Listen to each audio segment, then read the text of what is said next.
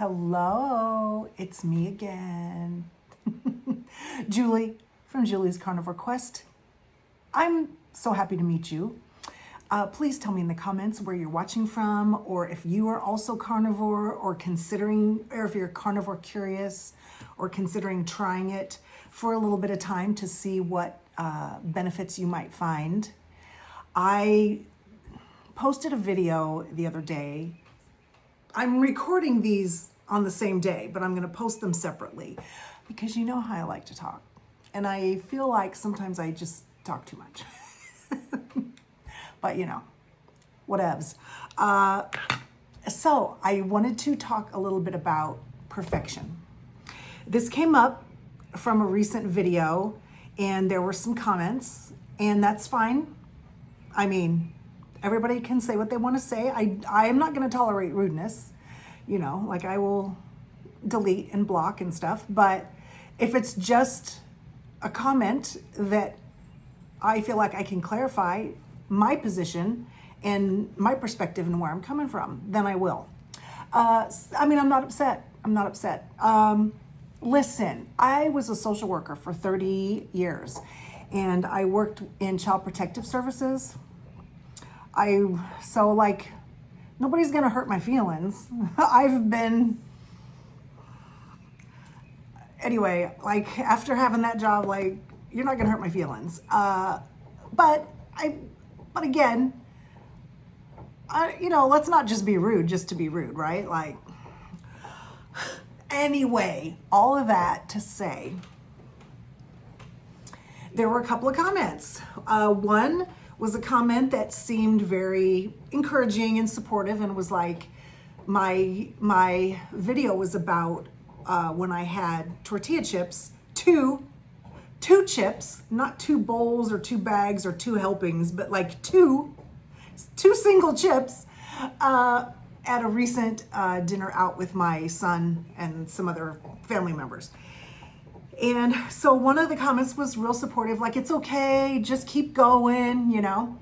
And another comment was, why are you giving people permission to whatever it was? Like, I don't know if it was like give up on their promises to themselves or like whatever. It was like, why are you giving people permission to do that? And it seemed a little bit,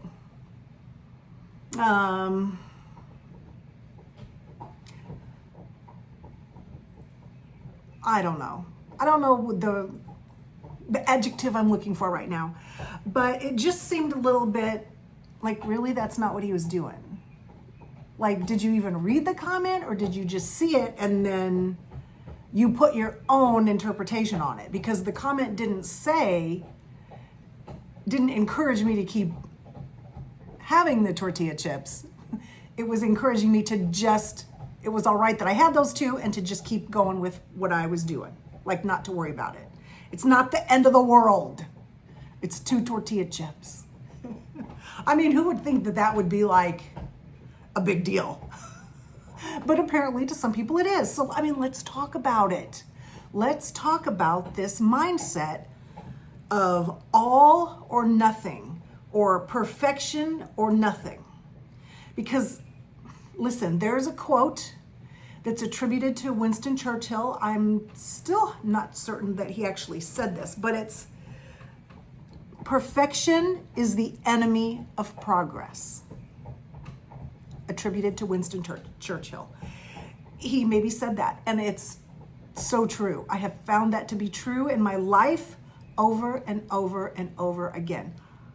I am a perfectionist at heart. I want to do everything 100% correct 100% of the time. Guess what? That's not possible.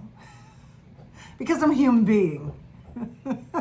Like, humans are not perfect. We will never be perfect. And the comment got me thinking, you know, if we're using perfection as a way to measure our success, then none of us will be successful, because none of us are perfect. So think about anytime you have tried to change something in your life, start a new habit, give up a habit. I've got one I need to work on. But like, think about any time you've tried to do that, or the beginning of the year and your friend says, let's meet at the gym 5 days a week. And you're like, yeah, I can do it. I'm ready. And you last about 3 days and then you're tired and you oversleep. I mean, like, sometimes I think that we expect, like we expect to have the very best circumstances, the best case scenario. And what we really need to think about and plan for is the worst case scenario. And what if things go wrong? Then what?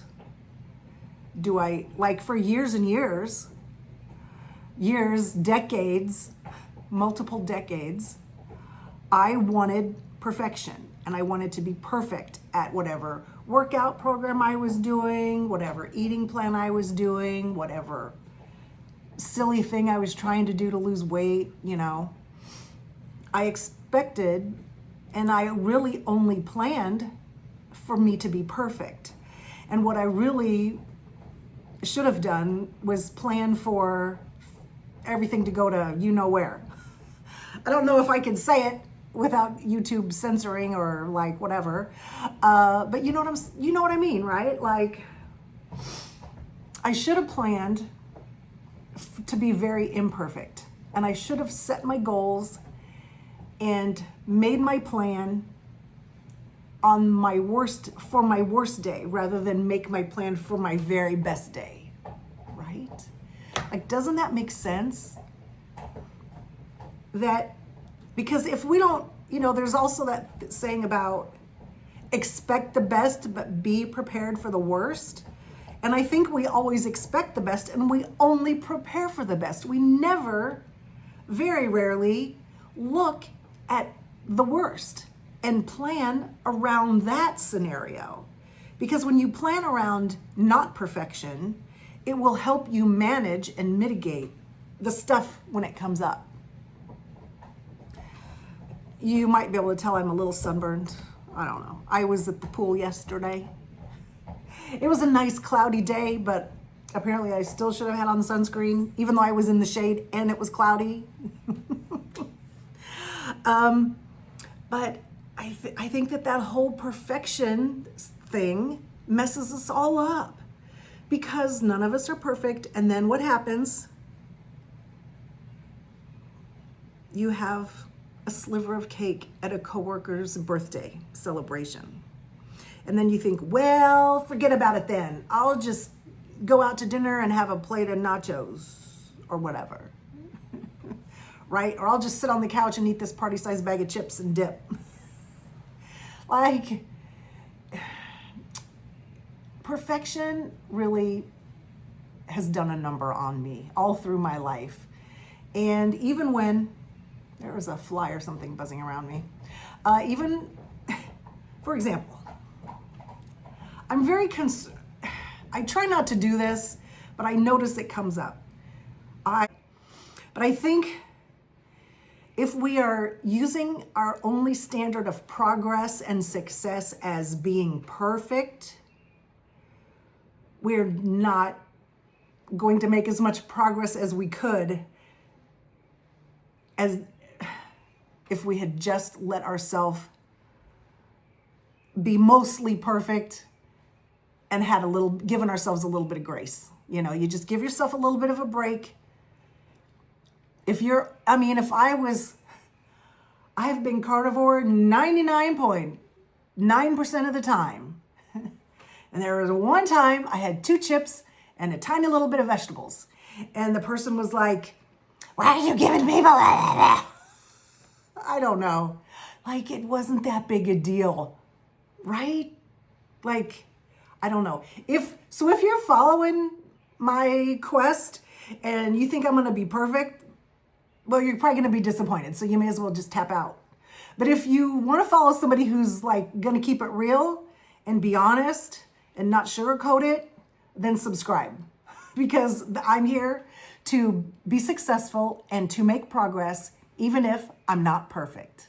and you can too. So listen, because all those years and years and years and years and decades, I ate all that junk food. I ate all that food that caused lots of inflammation and, bloating and terrible headaches and all of that. All of those years I did all that, and now I'm great 99.9% of the time. Hello, that is success. That is progress. There's no shame in that. There is no shame in doing an experiment on occasion. I only noticed that like heavy cream and like cream cheese in particular, and what was the other thing I was thinking of? Mozzarella cheese. I only noticed those things bothered me after I went periods of time without those things, and then I just had like a meal that had like a pizza type thing without crust, but it had mozzarella cheese. And then I noticed right away inflammation and bloating and uncomfortable, stomach, that kind of thing. I wouldn't have known that if I hadn't experimented a little bit. Does that mean I'll never have mozzarella cheese?